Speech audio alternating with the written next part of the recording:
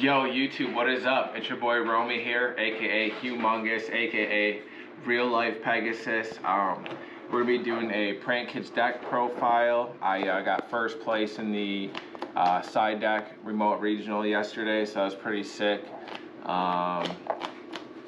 Yeah, I was gonna play my usual, I'm known for, it's a Cyberse Owlage, but I was missing a dot scaper, and I was just kind of like, I was kind of burnt out on it, so I played this literally one time before in a local, and I had it, so I was like, you know what, I'm just gonna try something new and see what happens, and yeah, took first place with it, so.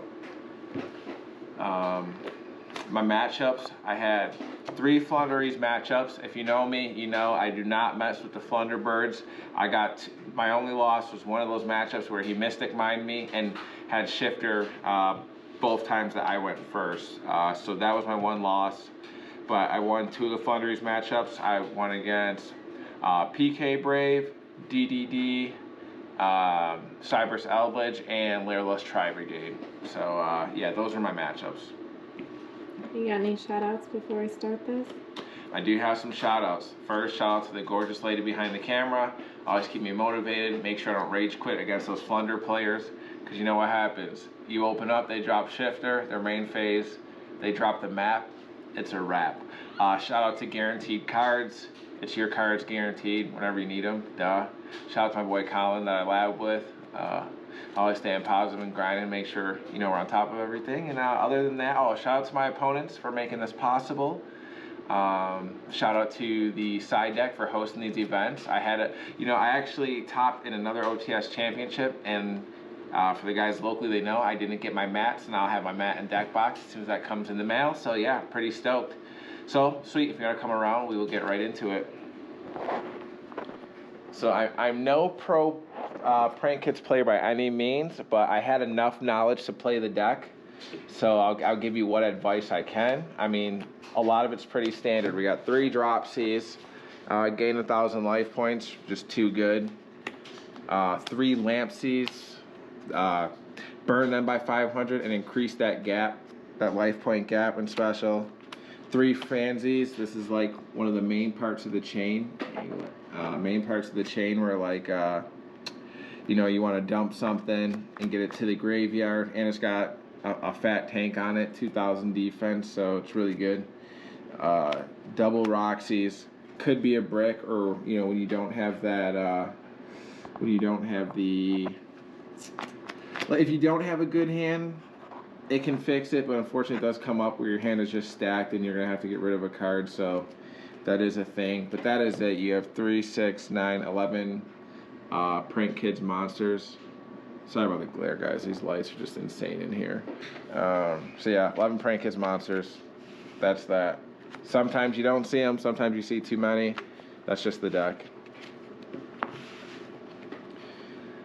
We have the DPE package.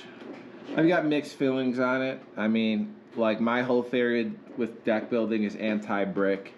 These are bricks. These are for sure bricks, but you got to weigh out the risk reward of having DPE and then draw 2 and a free special. So that's like any deck. Really just depends on your theory. In a perfect world, I mean, like I said, you can't go wrong with DPE, and especially if my matches weren't Flunderies where DPE just isn't the best against it, maybe I'd weigh differently. But they're really good cards, really good plussing.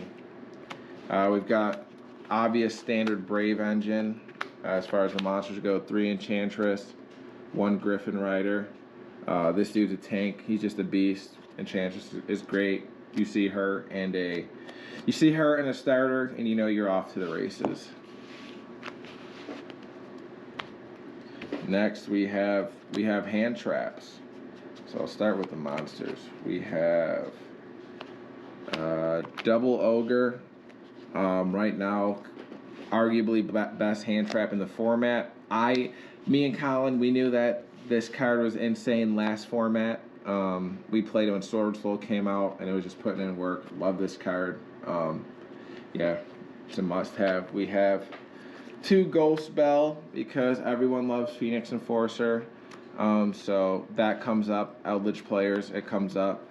Even against Flunderies, for my Flunderies haters, you can hit the Stree. When they play that Stree and try to banish something, you hit them with a ghost spell, and you stop all, you know, at least what they were doing in that essence. So they think they're safe from the ghost spell. They are not. What I cited out, very possible. 3 Ash Blossoms. Ash, last format, didn't love Ash. Ash won me countless games yesterday, so yeah, good card. Double Veiler, just, you don't need to set it, not once per turn, so serves its purpose. 2 hand traps is a great thing to open. Triple Nib, good going first or second, just in case your opponent's just as spicy as you are and has the hand traps to answer. You just give them a little present back. You just give them the nib back. So that's it for hand traps. There is, oh no, there's one more. The single Imperm. Imperm's good. Better going second, I think, because you don't have to set it, but it could also turn off a spell or trap column. So really good in that sense. Definitely comes up for the players who just get too rambunctious and set something in the middle column. Okay, so that's it for hand traps. Next we will go into spells. We've got the standard Wraith package spells. 3 right, 1 faithful, 2 Draco back. Their card just put in work. It's just another boss engine. This card is just literally insane. We need a rarity upgrade for that because yeah, even if you don't open starters and you can get into this, you get scythe blocked, you can survive. If their board's just not insane, you can survive with just this and the token, maybe the Griffin, but yeah, really good. Konami, we need the upgrade for this really soon. Good stuff. Now we're going into the PrankKids stuff. We've got 2 plays. Die-hard PrankKids players say play 3. I think this is more than enough. I think your chances of opening up a PrankKid is pretty good. This is just 2 more. It's Ash bait, and it's really sweet when you're going for game and you get to boost all your monsters by 500. So when you keep that in mind, it can just help close out the distance when you've got like 4 2K plus attack monsters on board, and you can beef them up all by 500. Just insane. 1 Pandemonium. The diehards will say 2, but I say 1. If I'm in a position where I need my second one, then I've already messed up at that point, and I'm probably fighting for my life. 1 PrankKids Pranks, insane card. You get a token that helps you climb, and you can draw on the end phase, shuffle stuff back, so pretty good.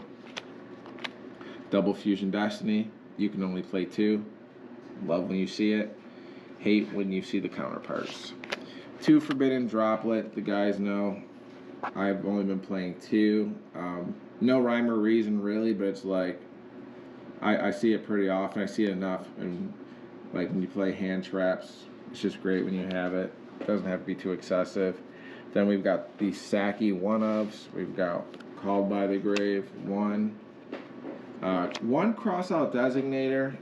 I felt like if I played more, I would side him in, but like I just use it as a safety valve option where I don't want to see too many of them, but like it can go offense or defense. You're building your board, you can stop something. If you're on defense, an interaction I had was when they are going for fusion. You know, you stop some of their stuff and they just drop a Fusion Destiny on you. And before I responded, I was like, okay, Crossout Designator. I still had a few, so yeah, we just canceled that. Then the 1 Foolish Burial. It's for Enchantress. That could honestly be cut, but it is good if you see it. You know, the one unfortunate thing about it is there's no other targets really for the Foolish Burial, unless there's something I'm missing. Like I said, it's my second time playing the deck. So that is it for the main deck. That's 46 cards. We'll go into the extra deck. Verte, obviously going to DPE. Don't mind the gold line. I threw it in before the tournament started. Bawal Bark. Bawal Bark's just insane. Add stuff back to your hand, and he gives you protection. And keep in mind, if there's PrankKid underneath, it gets 1,000 attack boost. Like I said, one thing, like the combo line I wasn't sure of was like going for game and closing the game out with big damage, but I did know that if you put something under him, he gets that 1K attack boost. Double Doodle Do. The real PrankKids players will say play 3, but if you have to get into a third one, that's probably not a match that you want to be in. So I play 2. You shuffle it back with pranks. It shouldn't have to come up. 1 weather washer. He just comes up in like the most random times, but he's really good when he does. Like if you attack with him, they can't activate anything, so it can turn off effects activating the grave like Striker or other cards. They can't do anything during the damage step until the end of the damage step. And he can get you back 2 monsters that can't be destroyed by battle. So him plus Bow Wow Bark is just like almost an untouchable board. We have 2 Battle Butlers. I don't know if I should be playing 2. It could be 1, but but just in case, if it came down to it, I would play. I'd have to test more with it, but there's 2 in there just in case. This is like an insane card. Like PrankKids is just broken. Battle Butler is really good when they're setting up, as long as you know where to hit it. Link Spider, that's to go into Verte, of course. The 1 Meow Moo, because it's so good, you can only play 1 of them. Link Karibo, if your opponent nibs you early, you can extend with your PrankKid token and go into a Verte to save your life. I'm a little all over. We got another fusion. We've got the Rocket Ride. Rocket Ride, he can actually chain block with his first effect. I don't play instant fusion in this build, so it's like he really didn't come up. I didn't see a point unless I was closing for game and I didn't have access to the weather washer, so I would just put him under the Bow Wow Bark to have 3k attacking direct. But now that I think about it, you could use his effect even if they had a board and put it under here, and he'd be at 2k again, so pretty good. Phoenix Enforcer, one of the best cards in the game right now. It's just insane, unless you're playing against Flunderies.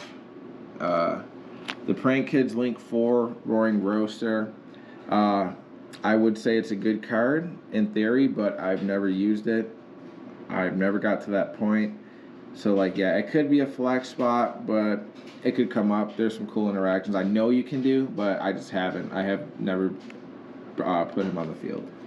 Access Code Talker, one of the other best cards in the game. He does come to the field quite often. You know what he does. I don't have to explain that. 1 Nightmare Unicorn, climbing access code. Alright, that's it for the extra deck. And now we'll do the side deck, where maybe you'll get some spice out of this. 2 Contact C. I thought I'd be cool and play it, just in case. Like, it could come up against DDDs, the mirror match, or let's see here. There's a couple other matchups I knew it could work with, even with like base or PK, where they can't go into a Cherubini with it, or your opponent has to synchro using a 6 that could alter their game a little bit. 2 Crows. We want to get Outledge out the grave. We want to get the Enchantress that was foolish out the grave. Things like that. Crow's really good right now. Slept on.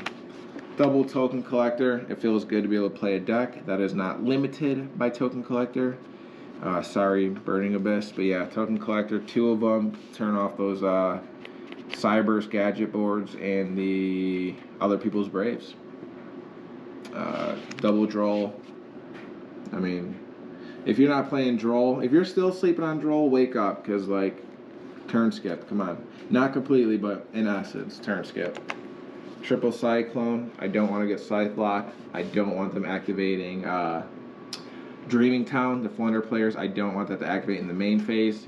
You can even hit, you can hit the PrankKids Pandemonium if you know where it's at in the standby. That's one thing you need to know, that you can hit that in standby. They won't be able to activate it. So, yeah, there is that. Cyclone. Don't have to explain that. Double Lancia for the Flunderbirds and Outledge and Tri-Brigade and all those other things. Could be 3. 2's alright. You play a lot of hand traps. And she is very good right now. We don't like back row, so the 1 red reboot just says no. Feather Duster. Yeah, wish I seen it when I got Mystic Mind, because my hand was absolutely insane. But yeah, that's it. 15 cards. That's the side deck. Yeah, guys, make sure you hit that like, subscribe button. I'll leave a comment if there's anything you would change. And yeah, that's it. Make sure if you're shopping and you're on TCG, you see Guaranteed Cards, support, follow Guaranteed Cards on Instagram. My name's Romy, and until the next one, peace out.